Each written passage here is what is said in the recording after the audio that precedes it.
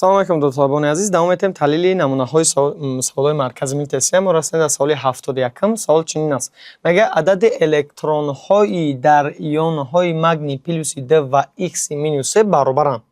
Яъне савол чӣ хеле? Яъне савол мега ки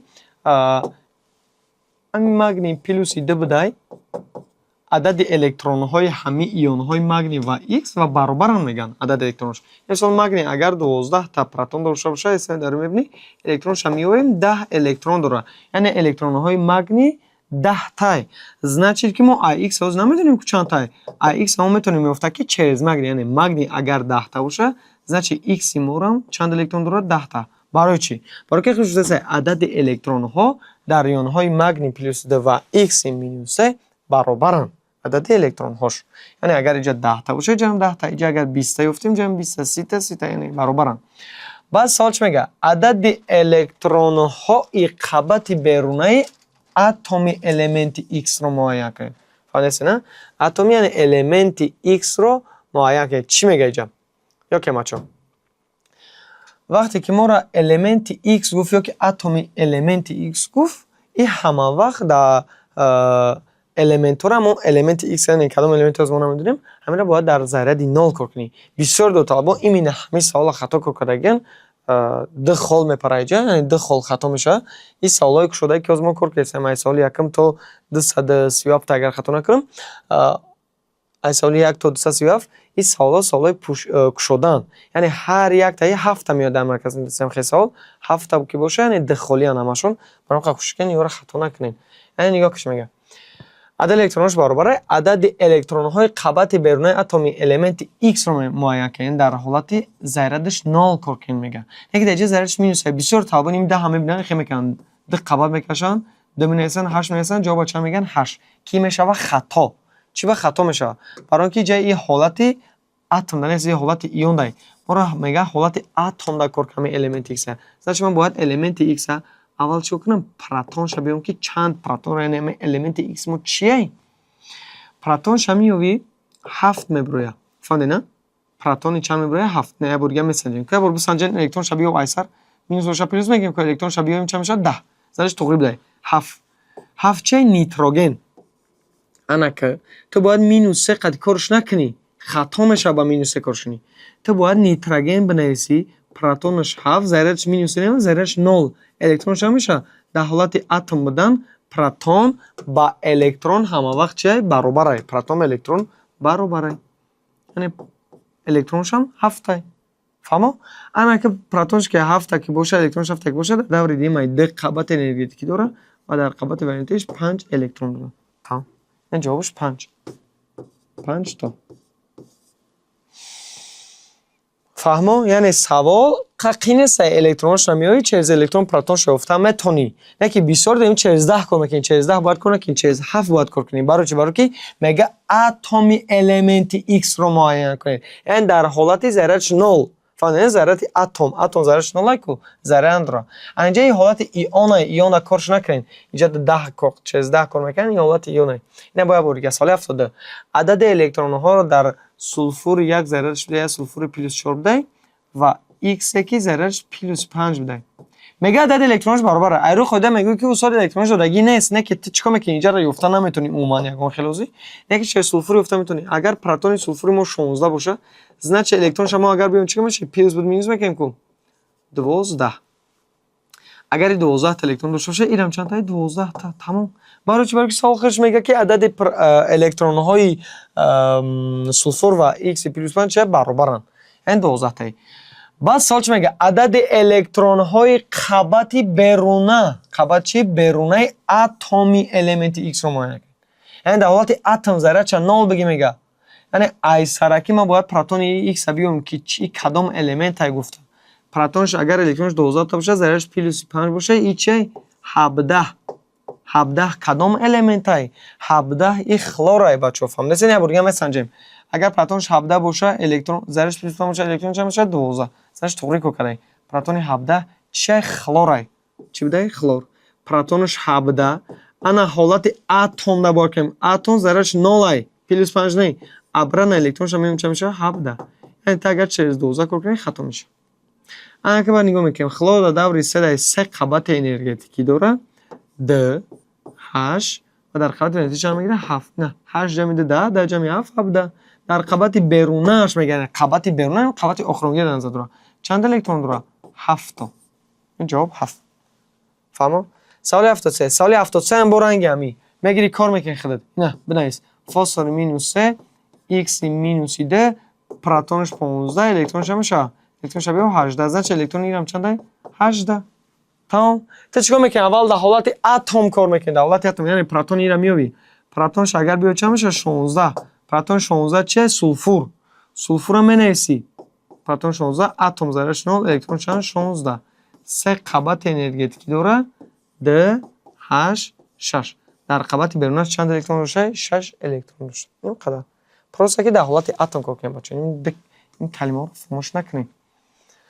سوال 74 میگه کنفیگوراسیون الکترونی ایون المنتی x مینوس 1 اینجا خودش گفته ایونش یعنی یه المنتی بده که ذرهش مینوس 1 بده چون این است کنفیگوراسیونش یعنی 1 است د است د پشش 3 است 3 پشش چی یعنی همین کنفیگوراسیون آوردگی همین کنفیگوراسیون المنتی x ای که ذرهش مینوس 1 من میتونم از چه زمین کنفیگوراسیون الکترون x بیام که چند الکترون داره بله اینجوری جمع کنیم د الکترون 4 الکترون 4 جمع 6 10 الکترون 10 جمع 12 الکترون 12 جمع 6 18 الکترون داره همین در اون چند الکترون داشته 18 الکترون داشته تمام رقم ترتیبی المنت رو معین کنید رقم ترتیبی چه پروتون چه الکترون پروتون شمیویم پروتون شمیویم چند میشه 17 میشه 17 بگیریم باید بریا بسنجه نه مینوس باشه پلس میکنیم کوینا ایسر که الکترون شمیو چند میشه 18 تقری ازش پروتون 17 چه خلور مینوس 1 داره درست همش صرف میشه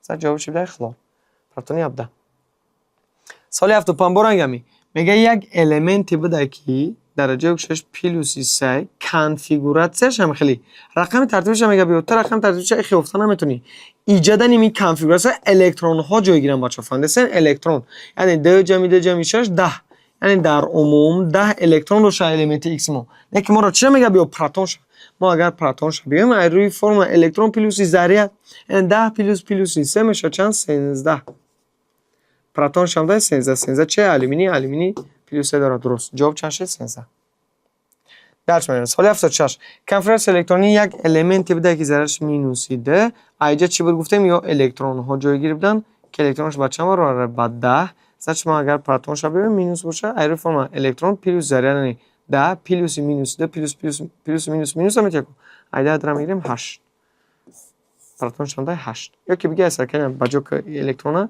ایسر بیو کو الکترون هم چند میشه 10 تمام زنش طوری پروتونش 8 دیش فهمو ایش 17 شد ایش 13 شد ایش 8 پروتون شد سوال 77 رقم ترتیبی المنت رو که در حالت اساسی اتمش عدد د الکترون ها میگه با 11 برابر است عدد د الکترون ها با 11 برابر است چی معنی داره روی قاعده ما میدونستیم که s اوربیتال د الکترون میبره p اوربیتال 6 الکترون میبره د اوربیتال باشه 10 الکترون میبره د اوربیتال ها 5 تا اوربیتال داره که 10 الکترون میبره یکی دیگه میگه که ما را د الکترونش 11 تا بشه زن چی معنی داره زن چی دیگه چه خیلی کنفیگوراسیون الکترون ترتیب میدیم یک اس د اس د p6 بعد د p6 3 اس د 3 p6 شما باید بدونید که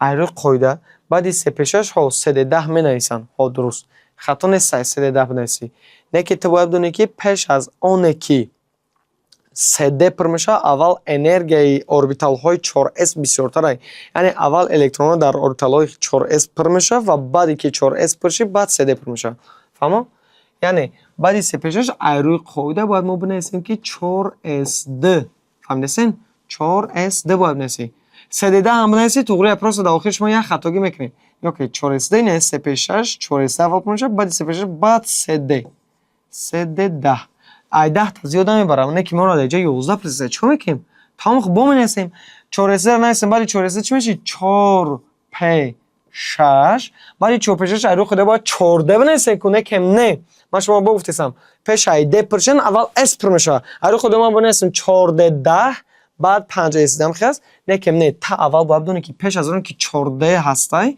یعنی اول 5 اس د پر میشه و بعد 4 p یعنی 4 د چند 4 10 ننویس میگه د الکترونش در اون 11 تا باشه 10 چند اسم چند دیگه میشه 1 تا 4 د 1 تمام اینم قدر تگر نیست خطا نمیکنی میگه رقم ترتیب الیمنت رو معین که در حالت اتمی زش ما اینجا الکترونش حساب میکنیم نگیم پیشنه کنفیگوراس حساب میکنیم اینجا الکترونشون یعنی د 4 10 10 جمعش 10 جمع 8 18 20 30 30 و چند 36 37 38 39 39 های سیم در میوه 39 کدام الیمنت نه 39 ای پروتون 39 ای 3 زن جواب چی بده ای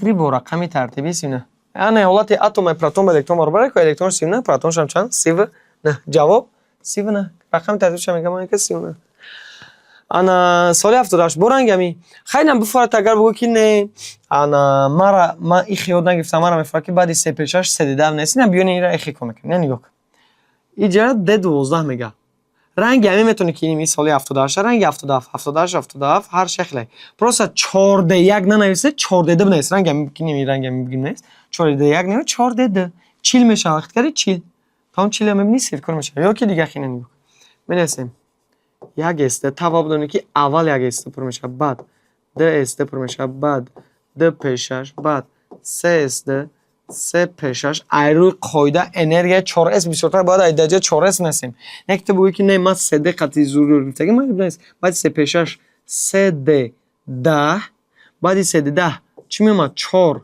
اس د 4 پیشش 4 د چند تا دمون 10 چند اسم چند تا دیگه دمون 2 تا 4 د 2 هم قبل نسی تا دیگه نمینسه شما انا می نوزکی مثال اگر تو بعدی 3 پیشش 3 د بنویسی این خیلی نکنی اینجا خطا میکنی چی با اینمی قدر من نسی نه ما حساب کردیم اینجا 39 تا بود 4 د 2 شی باید چند تا شاید رو خودت 40 تا این حساب 40 تا میبره کنی نه 10 انا 18 28 30 36 36 جمع 38 برو من نبارد کم چی با برای اون که ما شما رو گفتم پیش از اون که 14 پر میشوه اول چی پر میشید 5 اس د پیش از اون 14 5 اس یعنی پیش از اون که 3 د 4 اس آره خیلی نمایش همین خب بنویس پروسه که فراموش نکن که تا اگر 14 د را نویستی باید 5 اس د را نویسگی باشی همین 5 اس د نویسی ختم میشه انا بعد ایسو که در عموم سومرنا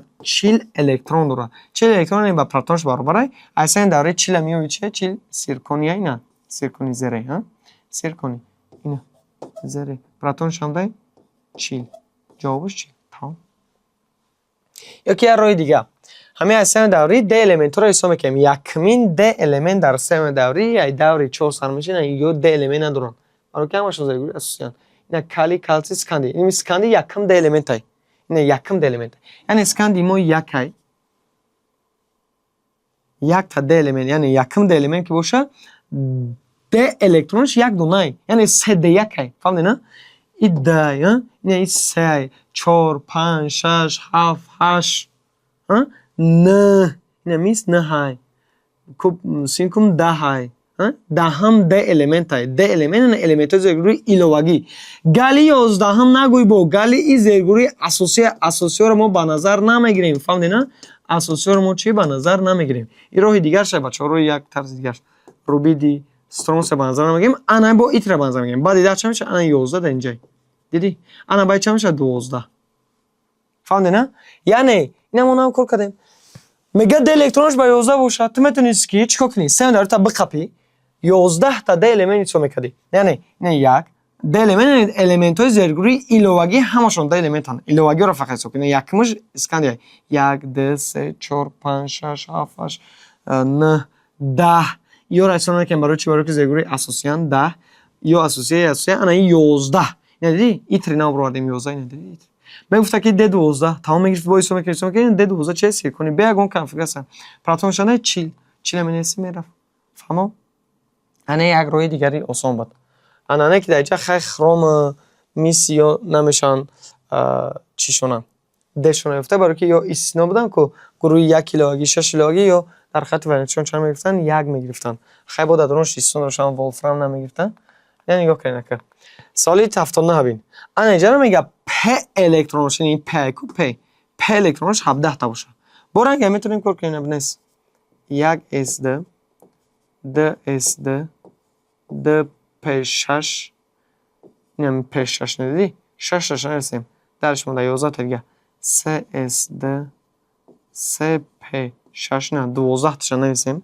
5 تا دیگهش مونده بعد 3 پ 6 چی خیلی بفرت اخی کی بفرت اخی کو کلمش که مقولته اخی بنویس 4 اس د بعد 3 د یا که اخی مقولته اخی بنویس نه بعد 3 پ 6 چی 3 د 10 مثال بعد 3 د 10 4 اس د بعد 4 اس د 4 پ 6 نه نیست دیگه برای چی برای که 6 درجه نیستم 6 درجه نیستم 12 تا شید چند تا دیگه داره 5 تا 4 پ 5 انا که چند تا شید 17 تا پ الکترون شد بعد سوال میتیته 4 اس نیستم 4 پ 5 نیستم چون 5 اس نه نیستیدن یا آخه بچه‌ها شما گفتم اگر 14 نویستی زن 5 اس هسته نکی دیگه من 14 نمیستم کو باز فهمیدین یعنی اگر این پر میشید 14 می‌نویسم خیلی بعد 5 اس می‌نویسم میشید اگه که نگاه که 4 به 5 یعنی در اون میشه که چند الکترون دارم نه 2 4 10 18 18 20 30 35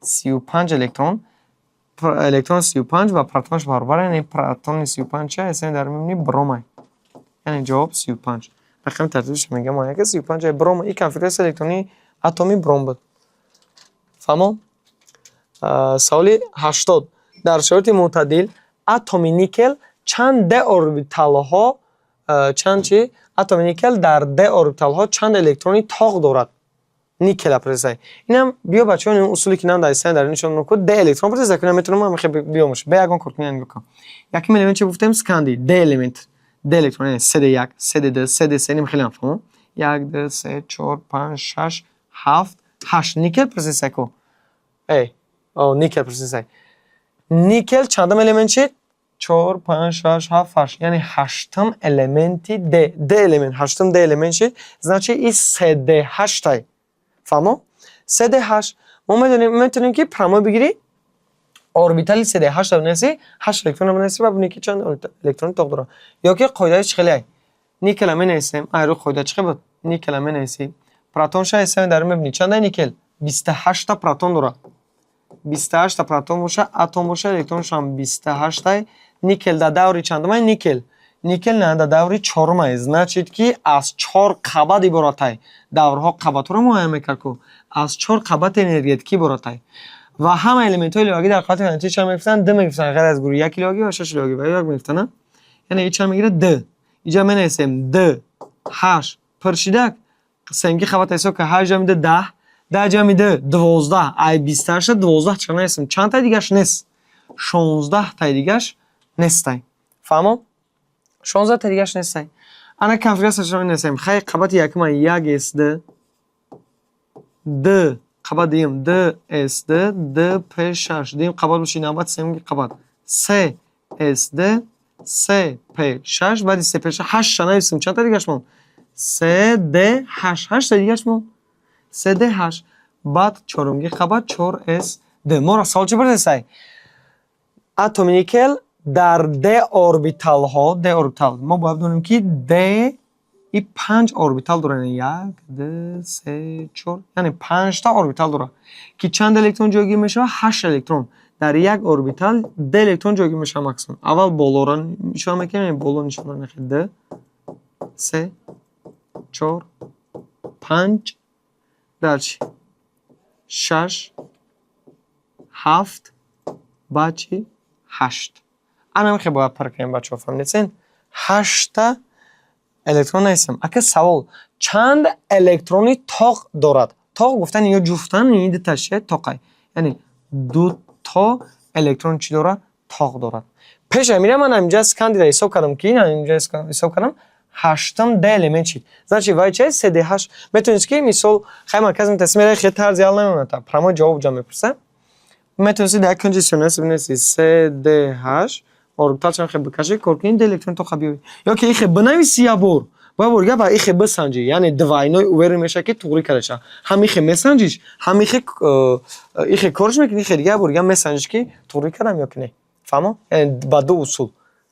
سال 81 با میخیل در شرایط معتدل اتمی آهن میگه چند دورتال ها در دورتال ها چند الکترون تاق. این هم خیلی آهن یعنی پروتون 63 در روی میبینیم پروتون آهن چند بود 26 یعنی 26 پروتون را زرش نو الکترونش 26 دوری 14 از 4 قبط انرژتیکی براتای در خاطر ولتش 2 میگیره برای چی برای که الیمنت ضروری ایلوواگیای د 8 ایده ترانسفورمیشن ایجاش مونده 8 جمع 10 در جمع 12 ای 26 12 ترک 14 الکترون دیگه در قبط سیمگی کافیگاسش نسیم یکم قبط 1 اس د بوچی دینگی قبط د اس د چطور گشمون 6 دیگه د پ 6 سیمگی قبط 3 اس د 3 پ 6 8 تاش نویسم چند تا دیگهشمون 6 تا دیگهشمون 3 د 6 و بعد 4 اس د اینا 3 د 6 نویسیم د اوربیتال ها چند الکترون تاق داره میگه د اوربیتال ها